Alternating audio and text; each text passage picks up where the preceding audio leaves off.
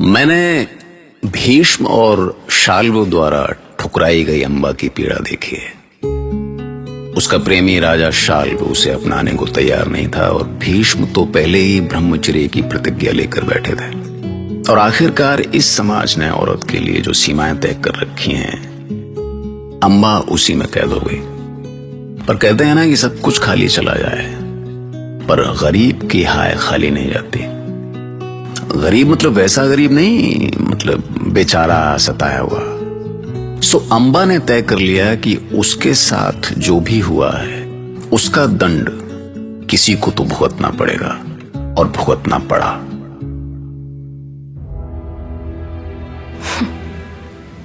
सोचते रहिए महाराज भीष्म, पर मैं अपमान और तिरस्कार भरा ये जीवन अब और नहीं जी सकती। मैं उस अपराध का दंड नहीं भोग सकती जो मैंने किया ही नहीं है। पाप आपने किया है, आपने, और इसका दंड भी आप ही भोगेंगे। वचन देती हूं मैं आपको भीष्म कि जिस प्रतिशोध की आग में मैं जल रही हूं, वो आग एक दिन आपको भी जलाएगी, आपको भी जलाएगी वो आग भीष्म, आपको भी।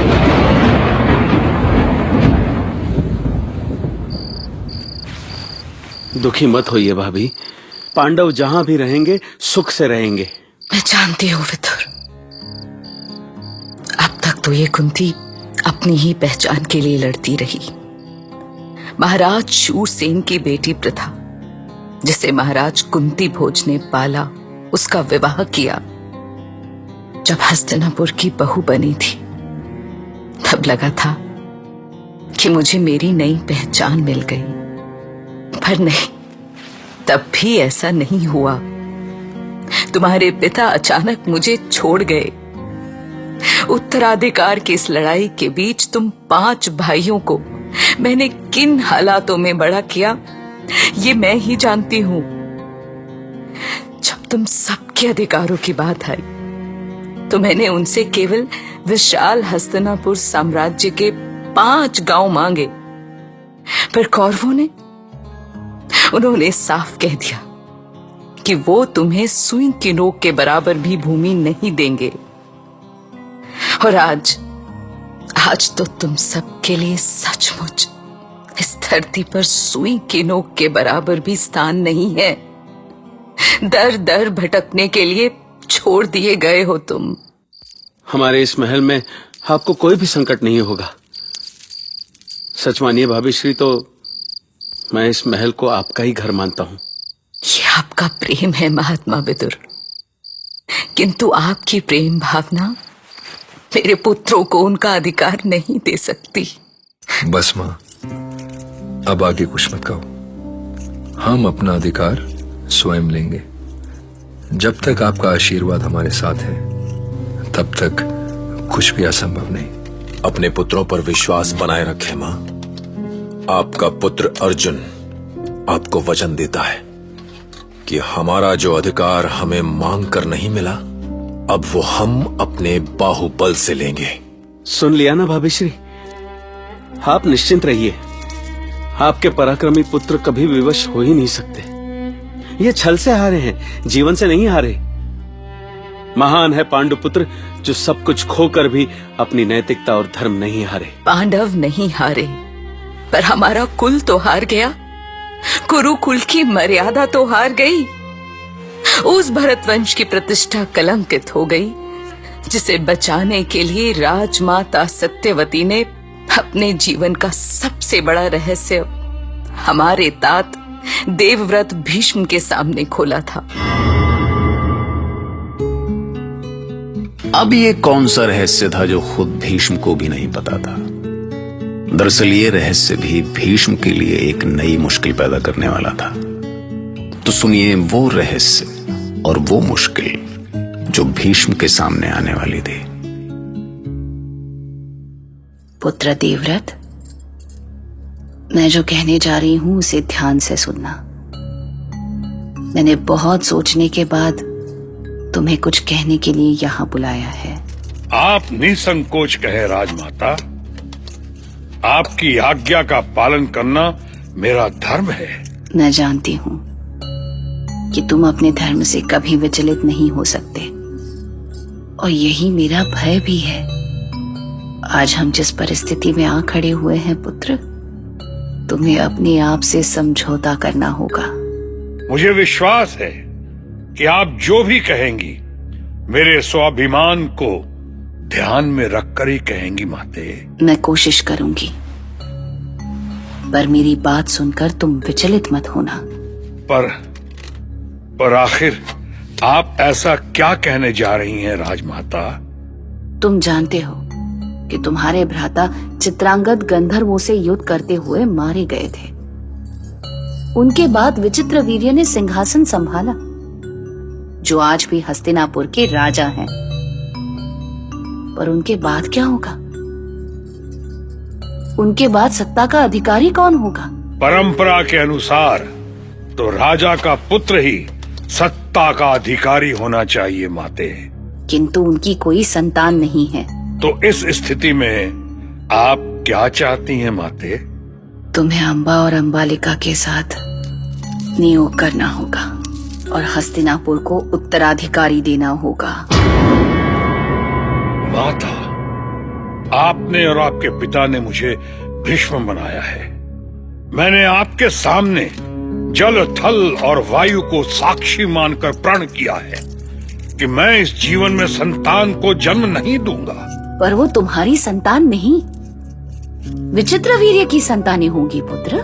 मुझे अपनी ही दृष्टि में गिरने को मजबूर ना करें माता सत्यवती। मैं ऐसा अनर्थ कभी नहीं कर सकता। मैं इस नियोग के लिए किसी ऋषि महर्षि को बुलवा सकती हूँ देवव्रत, किंतु मैं नहीं चाहती कि भरत वंश के रक्त में कोई और रक्त मिले। मैं वंश की शुद्धता के लिए तुमसे ये बलिदान मांग रही हूँ। असंभव माते, मैं अपना प्रण नहीं तोड़ सकता, भले ही मुझे मृत्यु को क्यों न गले लगाना पड़े। तो तुम कुरु वंश का अंत देखना चाहते हो?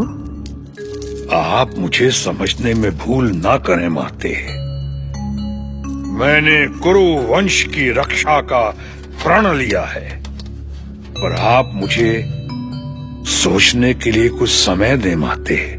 ठीक है, तुम जो भी निर्णय लो, उससे पहले मेरी बातों की गंभीरता को समझना।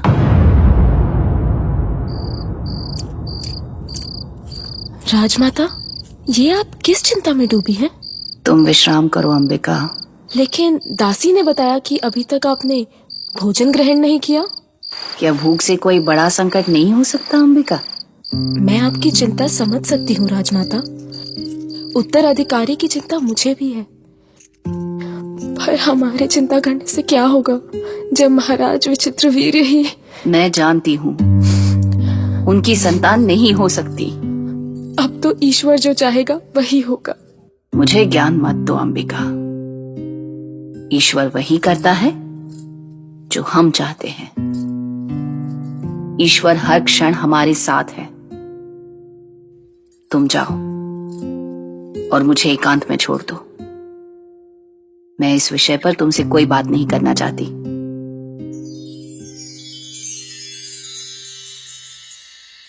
क्षमा करें महाराज। विंता, तुम इस समय इतनी रात्रि में?